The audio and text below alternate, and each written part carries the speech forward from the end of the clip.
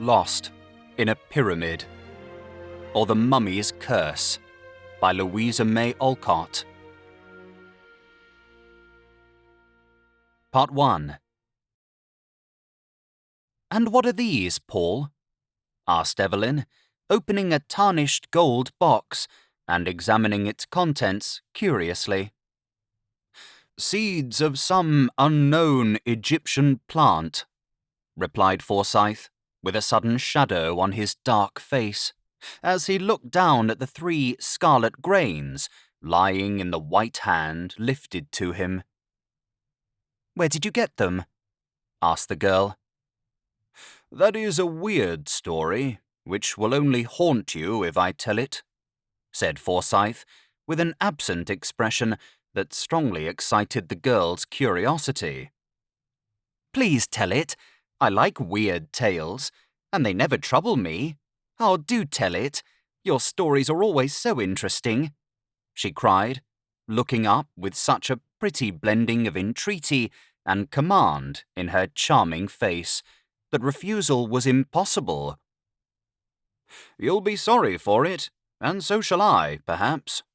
I warn you beforehand that harm is foretold to the possessor of those mysterious seeds," said Forsyth, smiling, even while he knit his black brows and regarded the blooming creature before him with a fond yet foreboding glance. "Tell on. I'm not afraid of these pretty atoms," she answered, with an imperious nod. "To hear is to obey. Let me read the facts, and then I will begin," returned Forsyth, pacing to and fro, with the far-off look of one who turns the pages of the past. Evelyn watched him a moment, and then returned to her work, or play, rather, for the task seemed well suited to the vivacious little creature, half child, half woman. "While in Egypt," commenced Forsyth slowly, "I went one day with my guide and Professor Niles to explore the Cheops. Niles had a mania for antiquities of all sorts, and forgot time, danger, and fatigue in the ardour of his pursuit. We rummaged up and down the narrow passages, half choked with dust and close air, reading inscriptions on the walls, stumbling over shattered mummy cases, or coming face to face with some shrivelled specimen perched like a hobgoblin on the little shelves where the dead used to be stowed away for ages. I was desperately tired after a few hours of it, and begged the professor to return, but he was bent on exploring certain places, and would not desist. We had but one guide, so I was forced to stay, but Jamal, my man, seeing how weary I was, proposed to us to rest in one of the larger passages, while he went to procure another guide for Niles.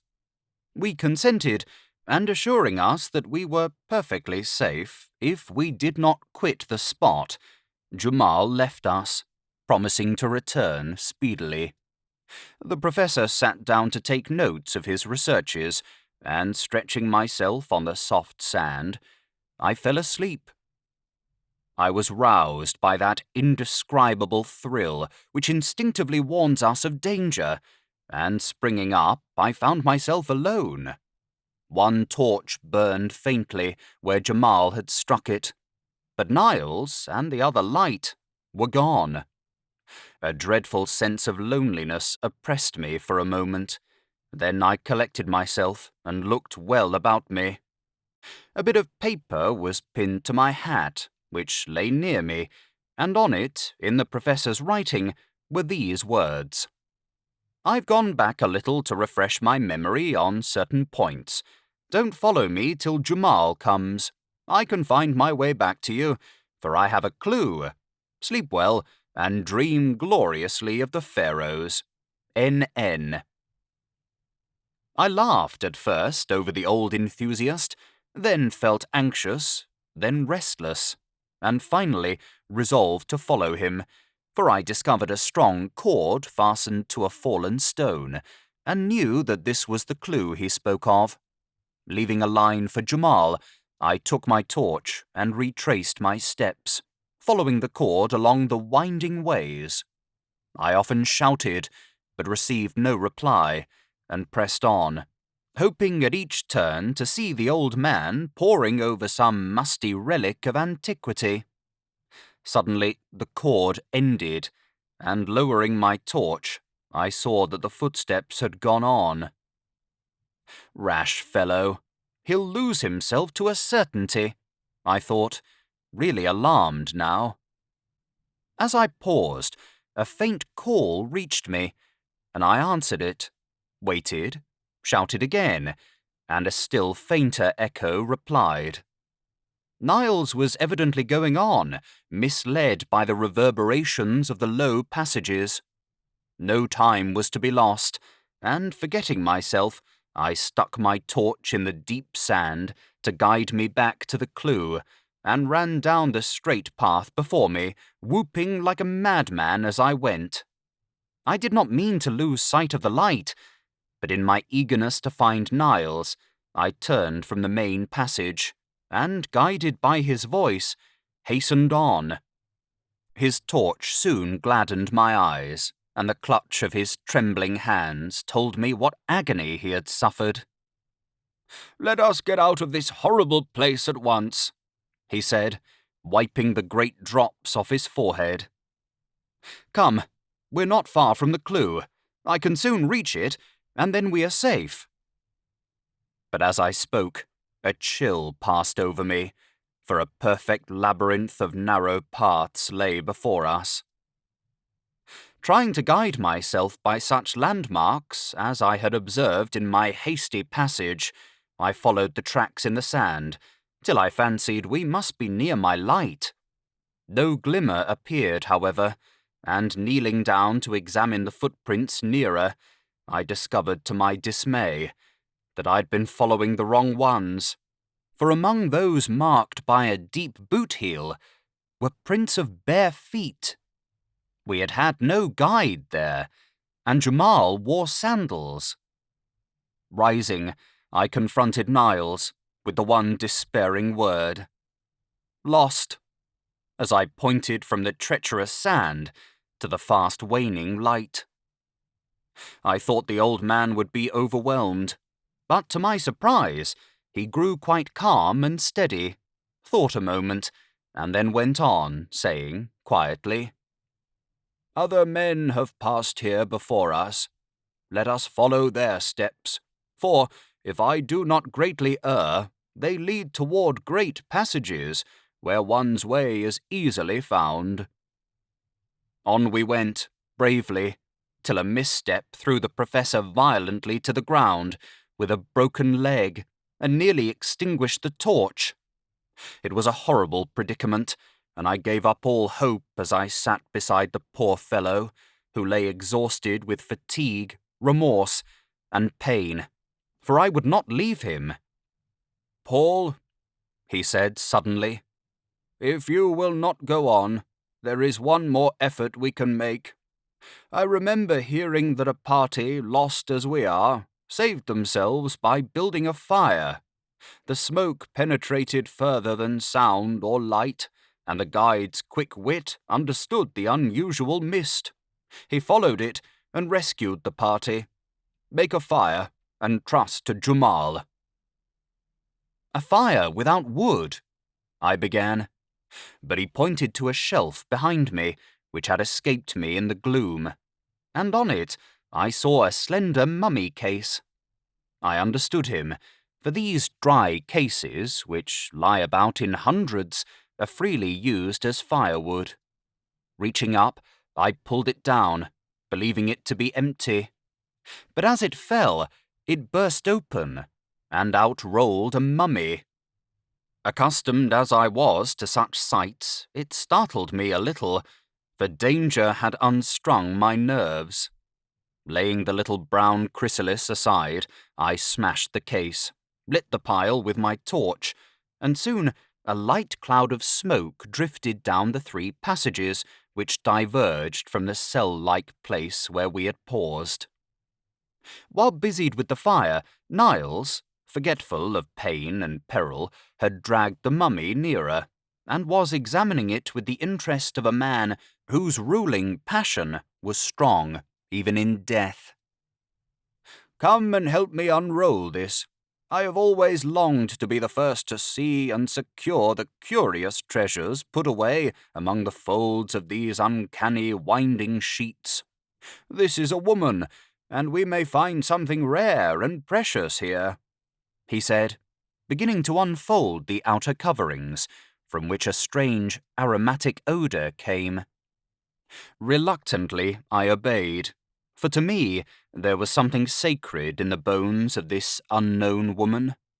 But to beguile the time and amuse the poor fellow, I lent a hand, wondering as I worked if this dark, ugly thing had ever been a lovely, soft-eyed Egyptian girl.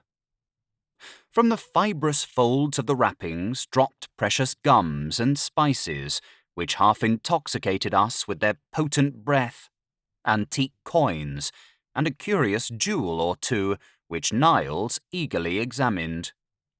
All the bandages but one were cut off at last, and a small head laid bare, round which still hung great plaits of what had once been luxuriant hair. The shriveled hands were folded on the breast, and clasped in them lay that gold box. "Ah!" cried Evelyn, dropping it from her rosy palm with a shudder. "Nay, don't reject the poor little mummy's treasure. I never have quite forgiven myself for stealing it, or for burning her," said Forsyth, painting rapidly, as if the recollection of that experience lent energy to his hand. "Burning her? Oh, Paul, what do you mean?" asked the girl, sitting up with a face full of excitement. "I'll tell you.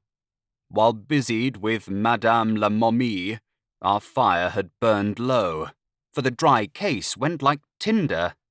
A faint, far-off sound made our hearts leap, and Niles cried out, 'Pile on the wood! Jumal is tracking us! Don't let the smoke fail now, or we are lost!' 'There is no more wood. The case was very small, and is all gone,' I answered, tearing off such of my garments as would burn readily, and piling them upon the embers. Niles did the same, but the light fabrics were quickly consumed and made no smoke. "Burn that!" commanded the Professor, pointing to the mummy. I hesitated a moment. Again came the faint echo of a horn. Life was dear to me. A few dry bones might save us, and I obeyed him in silence. A dull blaze sprung up, and a heavy smoke rose from the burning mummy, rolling in volumes through the low passages, and threatening to suffocate us with its fragrant mist. My brain grew dizzy. The light danced before my eyes. Strange phantoms seemed to people the air, and in the act of asking Niles why he gasped and looked so pale, I lost consciousness. Evelyn drew a long breath and put away the scented toys from her lap, as if their odour oppressed her. Forsyth's swarthy face was all aglow with the excitement of his story, and his black eyes glittered as he added, with a quick laugh, "That's all. Jumal found and got us out, and we both forswore pyramids for the rest of our days." "But the box? How came you to keep it?" asked Evelyn, eyeing it askance as it lay gleaming in a streak of sunshine. "Oh, I brought it away as a souvenir, and Niles kept the other trinkets."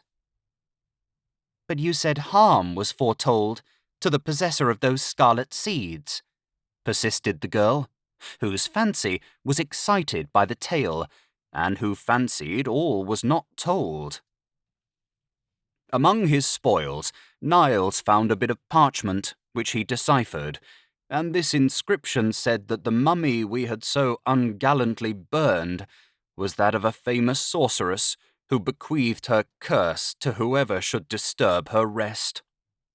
Of course, I don't believe that curse has anything to do with it, but it's a fact that Niles never prospered from that day. He says it's because he has never recovered from the fall and fright, and I dare say it is so. But I sometimes wonder if I am to share the curse, for I've a vein of superstition in me, and that poor little mummy haunts my dreams still. A long silence followed these words. Paul painted mechanically, and Evelyn lay regarding him with a thoughtful face. But gloomy fancies were as foreign to her nature as shadows are to noonday, and presently she laughed a cheery laugh, saying as she took up the box again, "Why don't you plant them, and see what wondrous flower they will bear?" "I doubt if they would bear anything after lying in a mummy's hand for centuries," replied Forsyth gravely. "Let me plant them and try. You know wheat has sprouted and grown that was taken from a mummy's coffin. Why should not these pretty seeds? I should so like to watch them grow. May I, Paul?" "No, I'd rather leave that experiment untried. I have a queer feeling about the matter, and don't want to meddle myself or let anyone I love meddle with these seeds. They may be some horrible poison or possess some evil power, for the sorceress evidently valued them, since she clutched them fast, even in her tomb." "Now you are foolishly superstitious, and I laugh at you. Be generous. Give me one seed, just to learn if it will grow. See, I'll pay for it." And Evelyn, who now stood beside him, dropped a kiss on his forehead as she made her request, with the most engaging air. But Forsyth would not yield. He smiled and returned the embrace with lover-like warmth, then flung the seeds into the fire and gave her back the golden box, saying tenderly, "My darling, I'll fill it with diamonds or bonbons if you please, but I will not let you play with that witch's spells. You've enough of your own, so forget the pretty seeds, and see what a light of the harem I've made of you." Evelyn frowned and smiled, and presently the lovers were out in the spring sunshine, revelling in their own happy hopes, untroubled by one foreboding fear. Part 2. "I have a little surprise for you, love," said Forsyth, as he greeted his cousin 3 months later, on the morning of his wedding day. "And I have one for you," she answered, smiling faintly. "How pale you are, and how thin you grow! All this bridal bustle is too much for you, Evelyn," he said, with fond anxiety, as he watched the strange pallor of her face and pressed the wasted little hand in his. "I am so tired," she said, and leaned her head wearily on her lover's breast. "Neither sleep, food, nor air gives me strength, and a curious mist seems to cloud my mind at times. Mamma says it is the heat, but I shiver even in the sun, while at night I burn with fever. Paul, dear, I'm glad you are going to take me away to lead a quiet, happy life with you, but I'm afraid it will be a very short one." "My fanciful little wife, you are tired and nervous with all this worry, but a few weeks of rest in the country will give us back our blooming Eve again. Have you no curiosity to learn my surprise?" he asked, to change her thoughts. The vacant look stealing over the girl's face gave place to one of interest, but as she listened it seemed to require an effort to fix her mind on her lover's words. "You remember the day we rummaged in the old cabinet?" "Yes." And a smile touched her lips for a moment. "And how you wanted to plant those queer red seeds I stole from the mummy?" "I remember." And her eyes kindled with sudden fire. "Well, I tossed them into the fire, as I thought, and gave you the box. But when I went back to cover up my picture and found one of those seeds on the rug, a sudden fancy to gratify your whim led me to send it to Niles and ask him to plant and report on its progress. Today I hear from him for the first time, and he reports that the seed has grown marvellously, has budded, and that he intends to take the first flower, if it blooms in time, to a meeting of famous scientific men, after which he will send me its true name and the plant itself. From his description, it must be very curious, and I'm impatient to see it. You need not wait. I can show you the flower in its bloom. And Evelyn beckoned with the méchant smile so long a stranger to her lips. Much amazed, Forsyth followed her to her own little boudoir, and there, standing in the sunshine, was the unknown plant. Almost rank in their luxuriance were the vivid green leaves on the slender purple stems, and rising from the midst, one ghostly white flower, shaped like the head of a hooded snake, with scarlet stamens like forked tongues, and on the petals glittered spots like dew. A strange, uncanny flower. Has it any odour? Asked Forsyth, bending to examine it, and forgetting, in his interest, to ask how it came there. None, and that disappoints me. I am so fond of perfumes, answered the girl, caressing the green leaves which trembled at her touch, while the purple stems deepened their tint. Now, tell me about it, said Forsyth, after standing silent for several minutes. I had been before you and secured one of the seeds, for 2 fell on the rug. I planted it under a glass in the richest soil I could find, watered it faithfully, and was amazed at the rapidity with which it grew when once it appeared above the earth. I told no one, for I meant to surprise you with it. But this bud has been so long in blooming, I have had to wait. It is a good omen that it blossoms today, and as it is nearly white, I mean to wear it, for I've learned to love it, having been my pet for so long. I would not wear it, for in spite of its innocent colour, it is an evil-looking plant, with its adder's tongue and unnatural dew. Wait till Niles tells us what it is, then pet it, if it is harmless. Perhaps my sorceress cherished it for some symbolic beauty. Those old Egyptians were full of fancies. It was very sly of you to turn the tables on me in this way, but I forgive you, since in a few hours I shall chain this mysterious hand forever. How cold it is! Come out into the garden and get some warmth and colour for tonight, my love.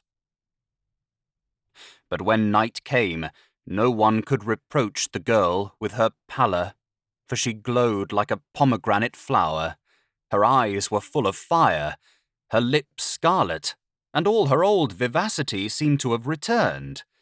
A more brilliant bride never blushed under a misty veil, and when her lover saw her, he was absolutely startled by the almost unearthly beauty which transformed the pale, languid creature of the morning into this radiant woman. They were married, and if love, many blessings, and all good gifts lavishly showered upon them could make them happy, then this young pair were truly blessed.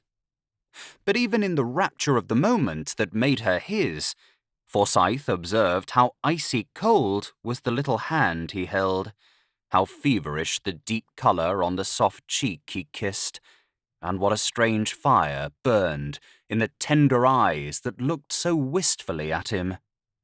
Blithe and beautiful as a spirit, the smiling bride played her part in all the festivities of that long evening, and when at last light, life, and colour began to fade, the loving eyes that watched her thought it but the natural weariness of the hour.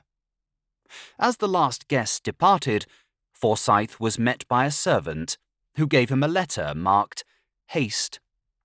Tearing it open, he read these lines, from a friend of the Professor's. "Dear Sir, poor Niles died suddenly 2 days ago while at the scientific club, and his last words were, 'Tell Paul Forsyth to beware of the mummy's curse, for this fatal flower has killed me.' The circumstances of his death were so peculiar that I add them as a sequel to this message. For several months, as he told us, he had been watching an unknown plant, and that evening he brought us the flower to examine. Other matters of interest absorbed us till a late hour, and the plant was forgotten.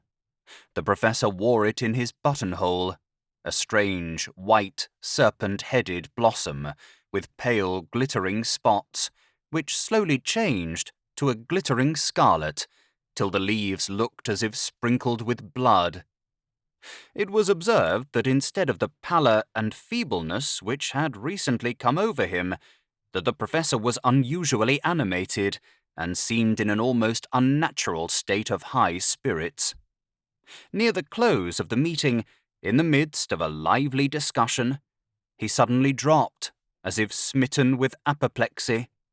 He was conveyed home insensible, and after one lucid interval in which he gave me the message I have recorded above, he died in great agony, raving of mummies, pyramids, serpents, and some fatal curse which had fallen upon him. After his death, livid scarlet spots, like those on the flower, appeared upon his skin, and he shriveled like a withered leaf. At my desire, the mysterious plant was examined, and pronounced by the best authority one of the most deadly poisons known to the Egyptian sorceresses. The plant slowly absorbs the vitality of whoever cultivates it, and the blossom, worn for 2 or 3 hours, produces either madness or death." Down dropped the paper from Forsyth's hand. He read no further, but hurried back into the room where he had left his young wife.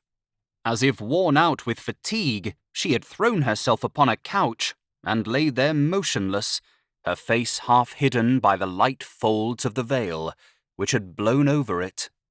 "Evelyn, my dearest, wake up and answer me. Did you wear that strange flower today?" whispered Forsyth, putting the misty screen away. There was no need for her to answer, for there, gleaming spectrally on her bosom, was the evil blossom, its white petals spotted now with flecks of scarlet, vivid as drops of newly spilt blood. But the unhappy bridegroom scarcely saw it, for the face above it appalled him by its utter vacancy. Drawn and pallid, as if with some wasting malady, the young face, so lovely an hour ago, lay before him aged and blighted by the baleful influence of the plant which had drunk up her life. No recognition in the eyes, no word upon the lips, no motion of the hand. Only the faint breath, the fluttering pulse, and wide-opened eyes betrayed that she was alive. Alas for the young wife! The superstitious fear at which she had smiled had proved true. The curse that had bided its time for ages was fulfilled at last, and her own hand wrecked her happiness forever. Death in life was her doom, and for years Forsyth secluded himself to tend with pathetic devotion to the pale ghost, who never, by word or look, could thank him for the love that outlived even such a fate as this.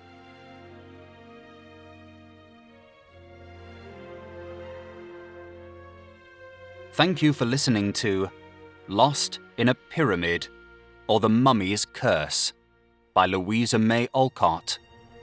If you have enjoyed this audiobook, please consider subscribing and leaving a like to help in the making of future audiobooks.